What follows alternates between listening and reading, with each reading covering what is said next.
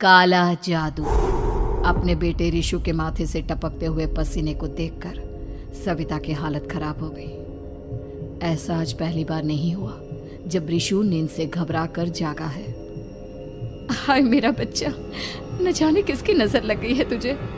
जब से मेरे बच्चे ने 10वीं के एग्जाम में स्कूल टॉप किया है तब से रोज बुरे बुरे सपने आने लगे हैं। हाँ माँ, मैंने आज फिर से एक काले साए को देखा। वो यहीं मेरी आंखों के सामने खड़ा था। माँ मुझे बचा लो माँ। वो मुझसे कह रहा था कि मुझसे बदला लेगा। माँ कहीं ये प्रशांत। चुप कर, कैसी बात कर रहा है? दोबारा उसका नाम मत लेना। तुझे पता है ना, उस प्रशांत ने आत्महत्या कर ली, तो बार बार उसका नाम मत लिया कर। मम्मी, क्या सच में प्रशांत ने आत्महत्या की थी? चुप कर, बहुत सवाल पूछता है आजकल। और फिर रात के वक्त सविता के पूरे घर में एक अजीब सा काला धुआं छाने लगा। गहरी नींद में सोई सविता की जैसे ही आंख खुली उसका दम घुटने लगा। वो दौड़कर रिशु के रूम की तरफ गई जहां उसके दरवाजे पर घूमती एक काली परछाई देख वो बुरी तरह से घबरा गई। कौन है वहाँ? कौन है? सामने आओ। ये मैं हूँ, तुम्हारी काली करतूत।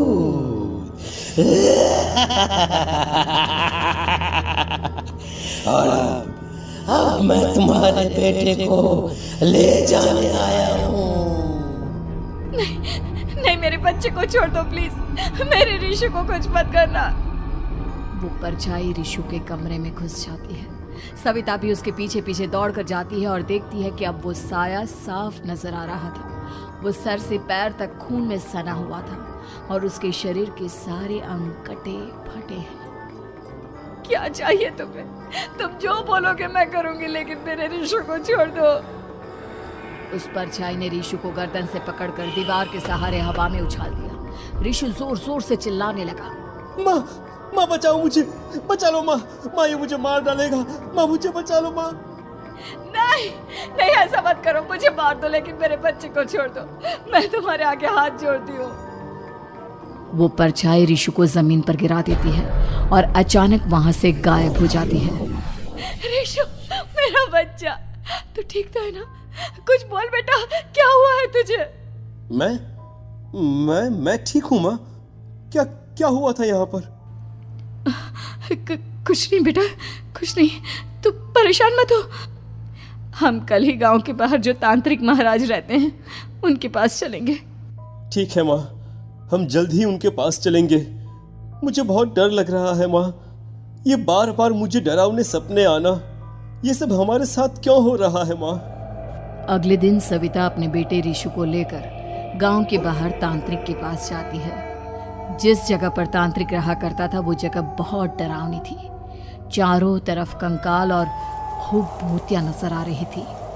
गांव से दूर वीराने में उस जगह पर जोर से आंधी चल रही थी। रिशु ने डर कर अपनी माँ का हाथ पकड़ लिया। माँ मुझे बहुत डर लग रहा है। ये कैसी जगह है? देख बेटा, हमारे साथ जो कुछ भी हो रहा है उसका इलाज सिर्फ और सिर्फ ये तांत्रिक महाराज ही बता सकते हैं। अब यही है जो हमें प्रॉब्लम से बाहर निकाल सकते हैं। जैसे ही सविता और रिशु तांत्रिक की झोपड़ी के अंदर पहुंचे, वहां का नजारा देखकर उनकी आंखें फटी की फटी रह गई। तांत्रिक की झोपड़ी के अंदर कई सारे लोग अपनी गर्दन घुमा घुमा कर जोर जोर से चीख रहे थे। कौन हो तुम और यहाँ क्यों आई हो? महाराज, मेरे बेटे को कुछ दिनों से एक डरावनी काली परछाई नजर आती है और कल रात उसने मेरे बेटे पर हमला भी कर दिया।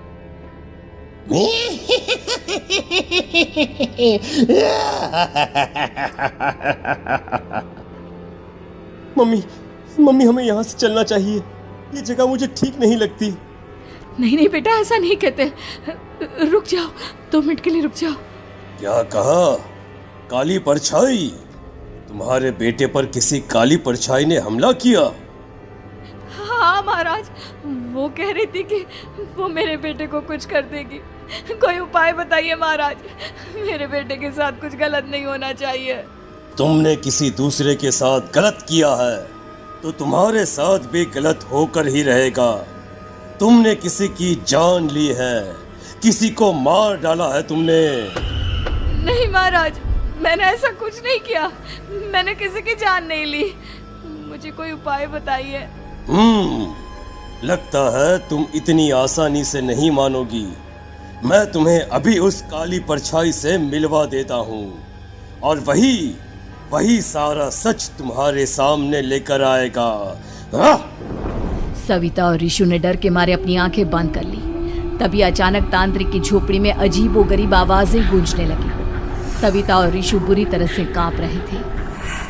आंखें खोलो और अपने सामने देखो। क्या यही है वो जिससे तुम कल रात को मिली थी? बताओ मुझे। हाँ, इसने कल रात मेरे बेटे के ऊपर हमला किया था। ये उसी लड़के की भटकती हुई आत्मा है जिसे कुछ दिन पहले तुमने मार डाला था। मम्मी ये महाराज क्या कह रहे हैं? क्या सच में आपने किसी की जान ली है, किसी को मार डाला है? अगर हाँ तो बताइए ना मम्मी, किसको मारा है आपने? किसको? तुम्हारी माँ इतनी आसानी से सच नहीं बताएगी बेटा। इसने एक बच्चे की जान ली है। कहीं उसका नाम प्रशांत तो नहीं महाराज? वो मेरा दोस्त है, मेरा मतलब मेरा पड़ोसी है। सही पहचाना। देखा सविता, तुम्हारा खुद का बेटा भी जानता है कि तुमने किसी के प्राणों की बलि चढ़ा दी और इसीलिए अब उसकी बुरी आत्मा तुम्हारे घर में भटकती है। मुझे माफ कर दीजिए महाराज, मुझसे बहुत बड़ी गलती हो गई। प्रशांत हमारे पड़ोसी का बेटा था। हर बार उसके नंबर मेरे बेटे से ज्यादा आते थे और इसलिए मैंने उसके कमरे के बाहर काला जादू किया था, पर मुझे नहीं पता था कि वो मर जाएगा। तुम्हारे उसी काले जादू वाली गुड़िया के अंदर एक बुरी आत्मा थी जिसने उस बच्चे के दिमाग पर बुरा असर कर दिया और उसी की वजह से उस लड़के ने अपनी बालकनी से कूदकर आत्महत्या कर ली। इसकी वजह सिर्फ और सिर्फ तुम हो, तुम। नहीं महाराज, जो कुछ भी हुआ मुझे नहीं पता था कि प्रशांत अपनी जान दे देगा। प्रशांत की आत्मा इस वक्त तुम्हारे सामने खड़ी है, हमसे बात करना चाहती है। बोलो क्या कहना चाहते हो? मैं जीना चाहता था, बड़ा होकर कुछ बनना चाहता था। आपके बेटे से मुझे कोई परेशानी नहीं थी। अरे वो तो मेरा अच्छा दोस्त था। मुझे माफ कर दो बेटा, मुझसे बहुत बड़ी गलती हो गई, मुझे माफ कर दो। माफ करने से मुझे वापस जिंदगी नहीं मिल जाएगी। मेरे माँ बाप आज भी मेरे लिए रोते हैं। आपने मेरे साथ बहुत गलत किया है, बहुत गलत। और तभी अचानक प्रशांत की आत्मा वहां से गायब हो जाती है। सविता जोर जोर से रोने लगती है। सुन लिया तुमने? ये तुम्हारे अपने ही किए हुए पाप हैं जो इस तरह से तुम्हारे सामने आ रहे हैं। माँ, ये आपने अच्छा नहीं किया। सिर्फ 10th बोर्ड के एग्जाम में मैं टॉप कर पाऊं, इसलिए आपने मेरे दोस्त के ऊपर काला जादू कर दिया। नहीं मम्मी, नहीं, अब हम कभी खुश नहीं रह पाएंगे, कभी नहीं। मेरे दोस्त की आत्मा को कभी शांति नहीं मिलेगी मम्मी, कभी नहीं। लेकिन मैंने जो कुछ भी किया सिर्फ तुम्हारे लिए किया। वो लड़का हमेशा फर्स्ट पोजीशन पर आ जाता था और इस वजह से हमेशा तुम्हारे मार्क्स कम पड़ते थे। मैंने तो सिर्फ उस पर एक छोटा सा काला जादू किया था बेटा। मुझे क्या पता था कि उसका ये नतीजा निकलेगा। जिस गुड़िया को तुमने उस लड़के के कमरे के दरवाजे पर लगाया था, दरअसल उसके अंदर एक बुरी आत्मा का प्रवेश हो गया था, जैसा कि अक्सर काला जादू करते समय हो जाता है। मुझे अपनी गलती का एहसास हो गया है। मैं प्रायश्चित करना चाहती हूँ। आप बताइए मैं क्या करूँ? प्रशांत के घर जाकर उस काली गुड़िया को वहां से निकालकर यहाँ लेकर आओ। मैं उसे आग में जलाकर राख कर दूंगा और उसके बाद प्रशांत की आत्मा को हमेशा के लिए मुक्ति मिल जाएगी। अगली रात सविता चुपचाप अपने पड़ोसी प्रशांत के घर जाती है। प्रशांत के माँ बाप प्रशांत की मौत के बाद उस घर को छोड़कर हमेशा के लिए वहां से चले गए थे। जैसे ही सविता उस घर के अंदर कदम रखती है, उसका सामना अजीबोगरीब हैवानियत से भरी आवाजों से होने लगता है। ऐसा लग रहा था जैसे कोई बुरी तरह से चीख रहा हो। सविता जैसे ही प्रशांत के कमरे के बाहर पहुंचती है, वहां पर लटकी हुई गुड़िया के शरीर से खून टपकने लगता है। ये क्या हो रहा है? इस गुड़िया के शरीर से खून क्यों टपक रहा है? सविता हिम्मत करते हुए उस गुड़िया को वहां से उतारने की कोशिश करती है, लेकिन तभी अचानक से बहुत भयानक दिखने वाली औरत उसकी आंखों के सामने आकर खड़ी हो जाती है। मैं यहाँ से कहीं नहीं जाऊंगी, और अगर तूने मुझे यहाँ से हटाने की कोशिश की तो मार डालूंगी मैं तुझे। नहीं नहीं, मुझे तुम्हें यहाँ से ले जाना ही होगा, नहीं तो मेरा बेटा, उसकी जान को खतरा है।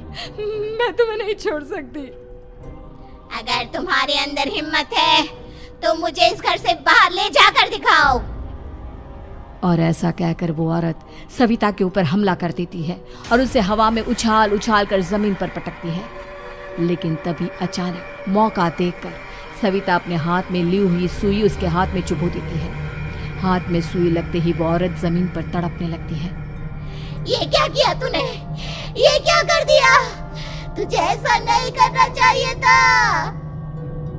तांत्रिक ने मुझे कहा था कि तुझसे जीतने का सिर्फ यही एक तरीका है जिससे मैं अपने पापों का प्रायश्चित कर सकती हूँ और अपने बेटे की जान बचा सकती हूँ। और उसके बाद वो डरावनी दिखने वाली औरत एक छोटी सी जादुई गुड़िया में तब्दील हो गई और सविता ने उसे ले जाकर तांत्रिक को दे दिया। तांत्रिक ने जादुई गुड़िया को आग के हवा